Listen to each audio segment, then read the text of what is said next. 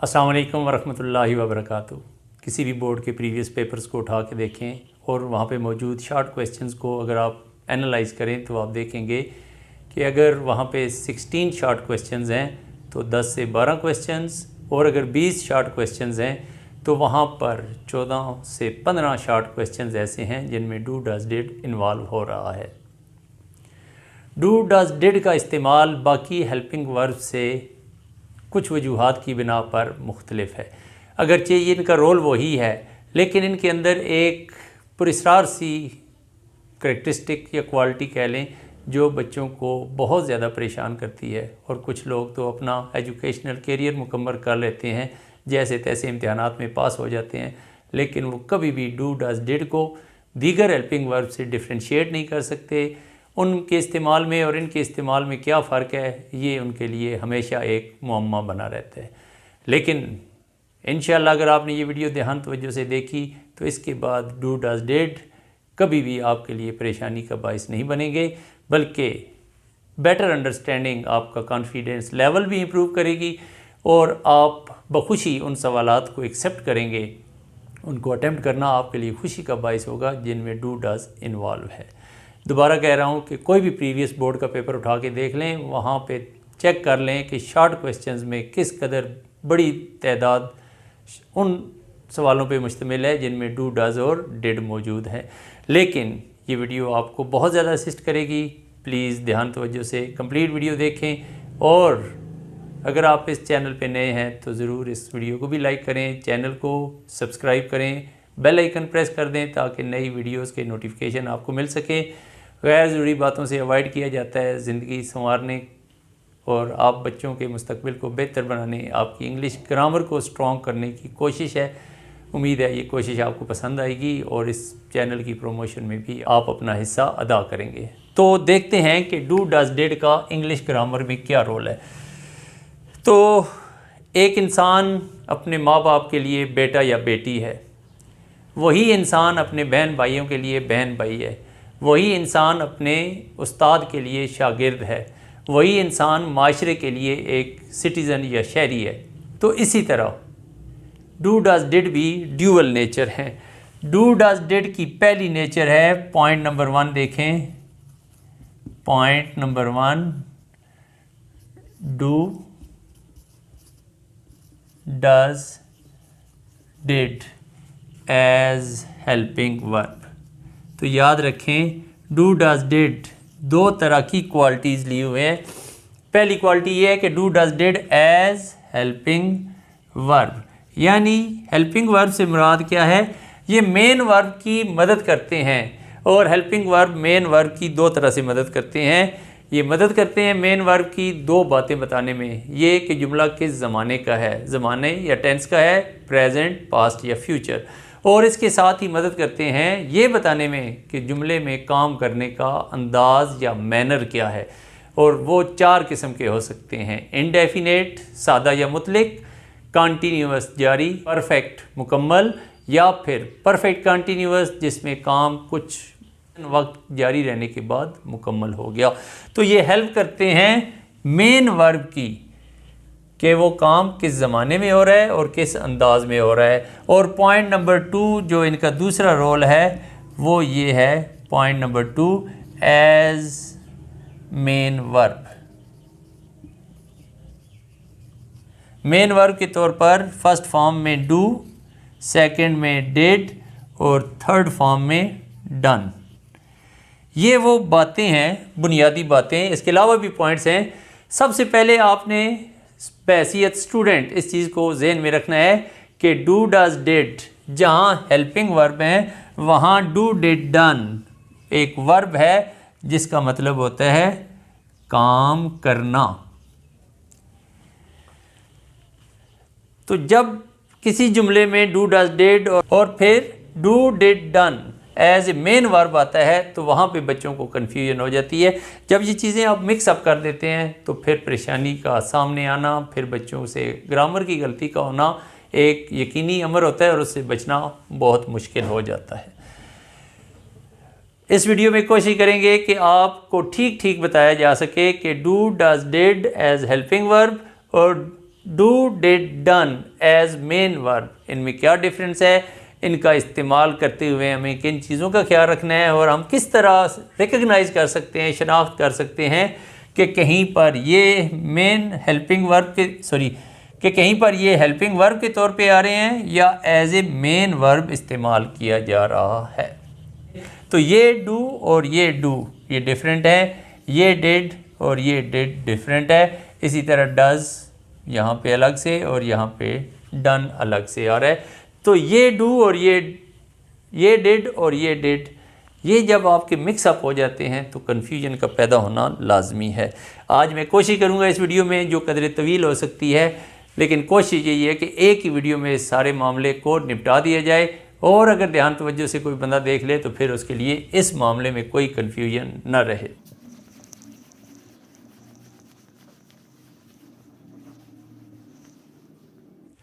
ये था आज की वीडियो का पार्ट 1। पार्ट 2 और स्टेज 2। पार्ट 2 हम देखते हैं। पार्ट 2 में do, does, did as helping verb. ध्यान तवज्जो से देखिएगा डियर स्टूडेंट्स। इंशाल्लाह ये चंद मिनट जो आप इस वीडियो को देखने में लगाएंगे, ये आपके ज़िंदगी भर के एक बहुत बड़े मसले को हल करने में आपकी मदद देगी।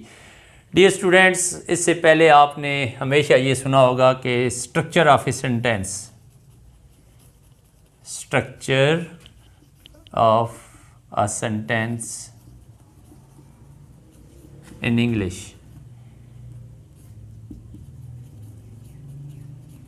तो ये आपने बारहा दर्जनों दफ़ा सुना होगा कि किसी भी सेंटेंस का स्ट्रक्चर क्या होता है, सब्जेक्ट, वर्ब, ऑब्जेक्ट। ये बात किसी हद तक ठीक कही जा सकती है, लेकिन यही शायद कन्फ्यूजन का सबब है। आज मैं आपको बता रहा हूँ, ध्यान से सुने, देखें कि इंग्लिश में स्ट्रक्चर होता है subject plus helping verb plus verb form plus object. SVO कर करके आप बच्चे परेशान होते रहते हैं। जहाँ भी आपको सुनने का मौका मिलता है इंग्लिश सेंटेंस का स्ट्रक्चर आपको बताया जाता है सब्जेक्ट, वर्ब और ऑब्जेक्ट, और इस चीज़ को इग्नोर कर दिया जाता है। नहीं, इसका बहुत वाइटल रोल है, बहुत इम्पॉर्टेंट रोल प्ले करता है हेल्पिंग वर्ब। इसको इग्नोर करके जब आप एसवीओ को लेके इंग्लिश सेंटेंस और स्ट्रक्चर की तरफ जाते हैं तो आप मुसीबत में पड़े रहते हैं। तो आज के बाद तमाम बच्चे ये याद कर लें कि इंग्लिश ग्रामर का स्ट्रक्चर होता है सब्जेक्ट, काम करने वाला, फ़ेल सरंजाम देने वाला, हेल्पिंग वर्ब जिसको उर्दू में इमदादी फ़ेल यानी फ़ेल की मदद करता है, फिर फ़ेल की हालत, फर्स्ट फॉर्म, सेकंड या थर्ड फॉर्म, और उसके बाद मफ़ऊल। अगर आपने ये चीज़, जो बहुत आसान है, अगर आपको ये चीज़ पिक हो रही है तो याद रखें इंग्लिश ग्रामर का स्ट्रक्चर एसवीओ नहीं है, बल्कि subject, helping verb plus object. 3 ज़माने हैं, प्रेजेंट, पास्ट, फ्यूचर, और हर ज़माने में काम करने के 4 सेम मैनर्स हैं, indefinite, continuous, perfect and perfect continuous. यहाँ पर अब मामला ये है कि इन 12 एरियाज़ में सिर्फ 2 जगह ऐसी हैं, और वो भी सिर्फ पॉजिटिव के जुमले जिनमें मेन हेल्पिंग वर्ब नहीं आता बल्कि एसवीओ आता है। बाकी 10 जगह पर सब्जेक्ट के बाद हेल्पिंग वर्ब, फिर वर्ब और फिर ऑब्जेक्ट आता है। बच्चों को पहले दिन से बताना चाहिए कि इंग्लिश ग्रामर का स्ट्रक्चर सब्जेक्ट, उसके बाद हेल्पिंग वर्ब जिसे उर्दू में इमदादी फ़ेल कहते हैं, और फिर वर्ब फॉर्म, वर्ब की मुतलका हालत जो कि V1 प्लस ING या थर्ड फॉर्म ऑफ वर्ब हो सकती है, और उसके बाद एंड में अगर मफूल या ऑब्जेक्ट मौजूद है। तो ये आपका वो स्ट्रक्चर है जो बेसिकली आम है। जहाँ तक बात आई SVO, सब्जेक्ट, वर्ब, ऑब्जेक्ट, तो ये सिर्फ प्रेजेंट इंडेफिनेट और पास्ट इंडेफिनेट में इस्तेमाल होता है। कहाँ पे इस्तेमाल होता है? SVO सिर्फ प्रेजेंट इंडेफिनेट और पास्ट इंडेफिनेट में इस्तेमाल होता है, जबकि subject, helping verb plus object ये 12 में से 10 एरियाज़ में इस्तेमाल होता है।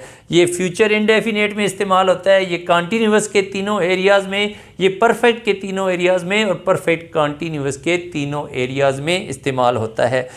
डियर स्टूडेंट्स, वीडियो बहुत तवील हो जाती है। ये चीज़ समझने के लिए कि टेंस की डिवीजन क्या है और टेंस के अंदर मैनर की डिवीजन क्या है, इसी YouTube channel English by Mohammad Ali Bilal की प्लेलिस्ट नंबर 1 के अंदर ये फंडामेंटल्स डिस्कस किए गए हैं। प्लीज़ ध्यान तवज्जो से ऑर्डर में वीडियोस देख लें, याद करेंगे किसी ने आपको इंग्लिश समझाने की कोशिश की थी।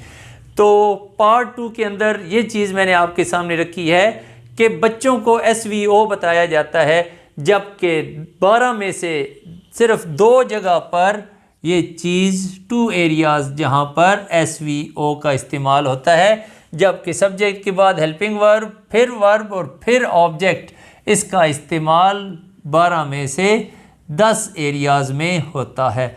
तो अब आप खुद सोच लें कि हम उस चीज़ को ज़्यादा फोकस करते हैं जो सिर्फ 2 जगहों पे इस्तेमाल हो रही है और बच्चों को नहीं बताते कि एक्चुअल इंग्लिश ग्रामर का स्ट्रक्चर सब्जेक्ट, हेल्पिंग वर्ब और ऑब्जेक्ट पर मबनी है। और बच्चों को ये भी नहीं समझा पाते कि अगर यहाँ पर हेल्पिंग वर्ब मिसिंग है सब्जेक्ट के बाद तो उसकी रीज़न, उसकी लॉजिक क्या है।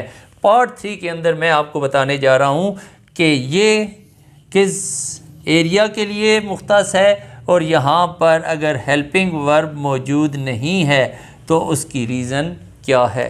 तो पार्ट 3 के लिए मुझे ये अरेज करना पड़ेगा और आपसे डिस्कस करता हूँ पार्ट 3।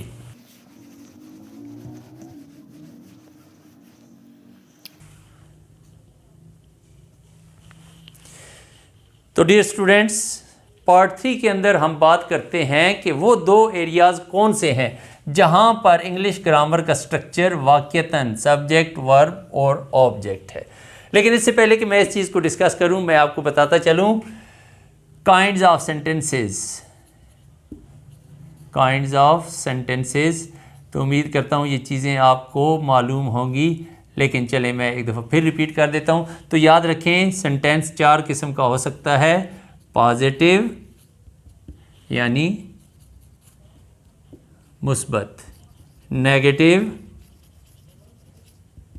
मनफी जिसमें काम के ना करने का जिक्र हो, इंटेरोगेटिव और इंट्रोगेटिव जिसमें काम करने का या काम करने पर सवाल हो, और नेगेटिव इंट्रोगेटिव चौथी किस्म है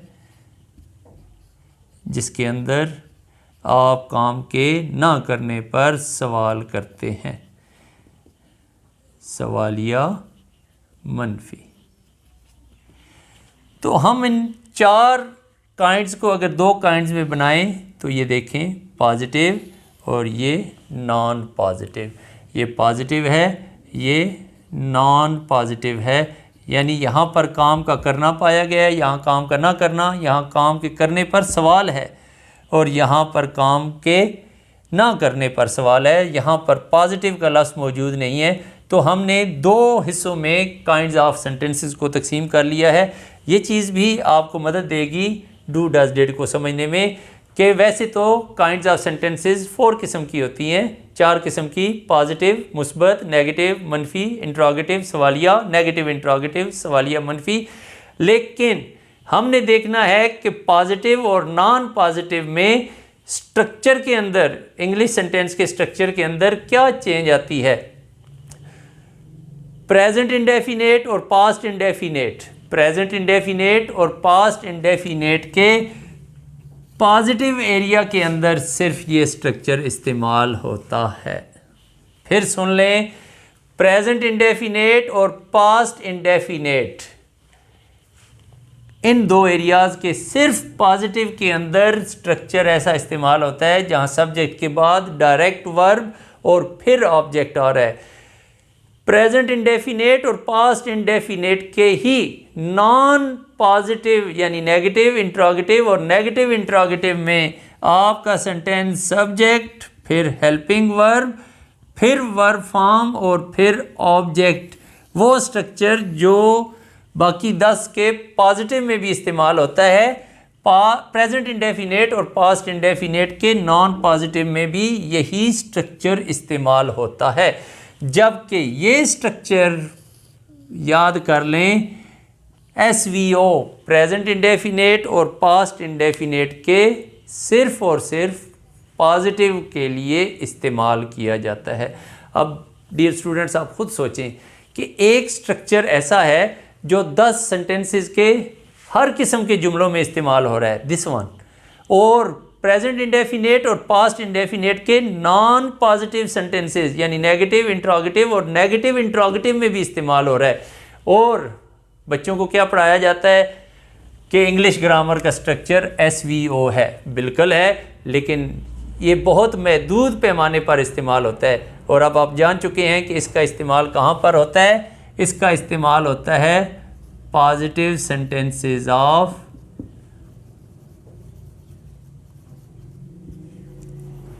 प्रेजेंट इंडेफिनेट, इंडेफिनेट को मुसर्रन IND से, प्लस पास्ट इंडेफिनेट। इन्हीं के पॉजिटिव में जहाँ SVO इस्तेमाल हो रहा है, इन्हीं प्रेजेंट इंडेफिनेट और पास्ट इंडेफिनेट के नॉन पॉजिटिव का स्ट्रक्चर ये वाला है। और बाकी तमाम एरियाज यानी future indefinite, present continuous, past continuous, future continuous, इसी तरह परफेक्ट के 3 एरियाज और परफेक्ट कॉन्टीन्यूअस के 3 एरियाज, उनका भी जो सेंटेंस स्ट्रक्चर है वो है subject plus helping verb plus verb plus object. Part 3 के अंदर मैंने आपको बताया कि काइंड्स ऑफ सेंटेंसेस, उनको पॉजिटिव और नॉन पॉजिटिव में हम क्यों तकसीम करते हैं, और फिर वो स्ट्रक्चर जिसको बहुत ज़्यादा बताया जाता है उसका इस्तेमाल सिर्फ प्रेजेंट इंडेफिनेट और पास्ट इंडेफिनेट के पॉजिटिव में इस्तेमाल है, जबकि नॉन पॉजिटिव में भी वही स्ट्रक्चर इस्तेमाल होता है जो बाकी तमाम एरियाज़ के पॉजिटिव और नॉन पॉजिटिव में इस्तेमाल होता है। तो अगर आप स्टूडेंट हैं तो समझ लें, और अगर आप बच्चों के पेरेंट्स हैं तो भी समझ लें कि आइंदा आपने अपने बच्चों को समझाते हुए ये चीज़ बतानी है कि बेसिकली इंग्लिश ग्रामर का स्ट्रक्चर जो मिनिमम स्ट्रक्चर है वो सब्जेक्ट, सब्जेक्ट के बाद हेल्पिंग वर्ब प्लस ऑब्जेक्ट है। और अगर कहीं पर हेल्पिंग वर्ब मौजूद नहीं है तो यकीनी बात है वो जुमला प्रेजेंट इंडेफिनेट या पास्ट इंडेफिनेट का पॉजिटिव सेंटेंस होगा। प्रेजेंट इंडेफिनेट और पास्ट इंडेफिनेट के नेगेटिव इंट्रोगेटिव में भी ये स्ट्रक्चर फॉलो होता है, ये स्ट्रक्चर फॉलो नहीं होता। It is very limited, it is just used in positive sentences of present indefinite plus past indefinite. This was the part 3 of this video, और एक पाज के बाद आपको पार्ट 4 की तरफ लेके जाते हैं।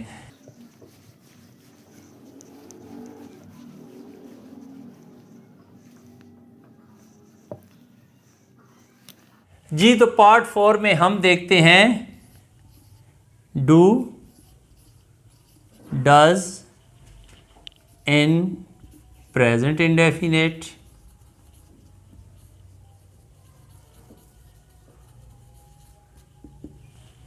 and did in past indefinite.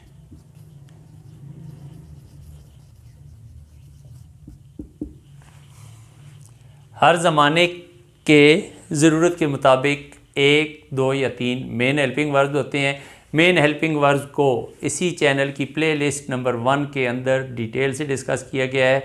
अगर आप मुनासिब समझें तो वक्त निकाल कर उस वीडियो को, बल्कि उन वीडियोस को तरतीब से, ध्यान तवज्जो से देख लें, और अगर कोई कन्फ्यूजन हो तो आप कमेंट्स में पूछ सकते हैं।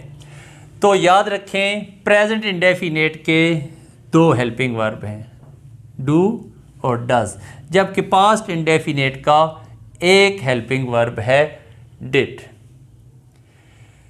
पर्सन, काम करने वाला या जिस पर काम किया जाए। पर्सन को आप जानना चाहते हैं तो कायनात में कोई भी चीज़ जिसका नाम है उसको आप इंग्लिश ग्रामर में बतौर पर्सन ले सकते हैं। इस चीज़ को भी मेरी प्लेलिस्ट नंबर 1 के अंदर डिस्कस किया गया है। वो चीज़ें अगर आप देखते रहे हैं, फॉलो करते रहे हैं, तो अब ये चीज़ें समझना बहुत आसान लेकिन अगर आपने नहीं देखी तो मैं आपको ज़रूर रिकमेंड करूँगा कि रोज़ाना 1 से 2 वीडियोस ध्यान तवज्जो से देखें, समझने की कोशिश करें एक अच्छे अंदाज में, सिंपल अंदाज में, ऐसे अंदाज में कि सुनने वाले देखने वाले को समझ आए, उस अंदाज में डिस्कस किया गया है। डू डज प्रेजेंट इंडेफिनेट के मेन हेल्पिंग वर्ब हैं। डिड पास्ट इंडेफिनेट का मेन हेल्पिंग वर्ब है। मेन हेल्पिंग वर्ब का रोल बताया जा चुका है कि ये बताने में आता है कि काम किस ज़माने में हो रहा है और किस अंदाज में हो रहा है। डू डज डिड जहाँ प्रेजेंट इंडेफिनेट और पास्ट इंडेफिनेट के मेन हेल्पिंग वर्ब हैं, लेकिन इनका इस्तेमाल प्रेजेंट इंडेफिनेट और पास्ट इंडेफिनेट के पॉजिटिव सेंटेंसेस में नहीं किया जाता। पॉजिटिव सेंटेंसेस में डू डज डिड इस्तेमाल नहीं होते। वजह क्या है? No do, no does, no did. इसकी वजह यह है कि प्रेजेंट इंडेफिनेट के अंदर वर्ब की फर्स्ट फॉर्म अकेली या वर्ब की फर्स्ट फॉर्म एस के साथ हमें तमाम मतलूबा इंफॉर्मेशन दे देती है। इसी तरह वर्ब की सेकंड फॉर्म पास्ट इंडेफिनेट के जुमले में हमें सारी इंफॉर्मेशन दे देती है। इसलिए प्रेजेंट इंडेफिनेट के पॉजिटिव सेंटेंस में डू डज का इस्तेमाल नहीं होता और पास्ट इंडेफिनेट के पॉजिटिव सेंटेंस में डिड का इस्तेमाल नहीं होता। वजह क्या है? वजह यह है कि प्रेजेंट इंडेफिनेट में वर्ब की फर्स्ट फॉर्म अकेली या वर्ब की फर्स्ट फॉर्म एस या एस के साथ हमें बता रही होती है। हम जानते हैं कि जब भी वर्ब की फर्स्ट फॉर्म अकेली आए या उसके साथ एस आए तो जुमला प्रेजेंट इंडेफिनेट का पॉजिटिव सेंटेंस है। इसी तरह जब आप वर्ब की सेकंड फॉर्म का इस्तेमाल करते हैं तो वर्ब की सेकंड फॉर्म सिर्फ एक काम सरअंजाम दे रही होती है। वो हमें बता रही होती है कि सेंटेंस पास्ट इंडेफिनेट का है और जुमला पॉजिटिव का है। तो क्या पता चला कि प्रेजेंट इंडेफिनेट में वर्ब की फर्स्ट फॉर्म या वर्ब की फर्स्ट फॉर्म एस के साथ हमें बताती है कि जुमला प्रेजेंट इंडेफिनेट का और जुमले की nature kind of sentence is positive. इसी तरह second form of verb fail की दूसरी हालत हमें बताती है कि सेंटेंस पास्ट इंडेफिनेट का है और ये कि जुमला या उसकी काइंड क्या है, kind of the sentence that is positive. जब आपके सामने प्रेजेंट इंडेफिनेट और पास्ट इंडेफिनेट के नॉन पॉजिटिव सेंटेंसेस आए, नॉन पॉजिटिव में 3 किस्म के सेंटेंसेस हैं, नेगेटिव, इंट्रोगेटिव, नेगेटिव इंट्रोगेटिव। तो याद रखें प्रेजेंट इंडेफिनेट और पास्ट इंडेफिनेट जिनके पॉजिटिव के सेंटेंसेस डू डज डिड के बगैर बन रहे थे, इन्हीं के non positive sentences negative, interrogative और नेगेटिव इंट्रोगेटिव बनाने के लिए हमें इनके main helping verb do does और डिड को सामने लाना पड़ता है, तब जाके इनके नॉन पॉजिटिव सेंटेंसेस बनते हैं। मेरे ख्याल में वीडियो बहुत लंबी हो जाएगी। मेरी कोशिश थी कि एक ही वीडियो में इस सारे टॉपिक को समो दिया जाए, लेकिन मैं आपको बर्डनाइज नहीं करना चाहता। इस चैनल की तमाम वीडियोस को देखिएगा और इसके बाद डू डज डिड से मुतल्लिक वीडियो नंबर 2 को भी ज़रूर देखिएगा, इनको मर्ज कीजिएगा। इंशाल्लाह इसके बाद डू डज डिड आपके लिए कभी किसी किस्म की परेशानी का बायस नहीं बन सकेंगे। अपना ख्याल रखिएगा। अल्लाह हाफिज़।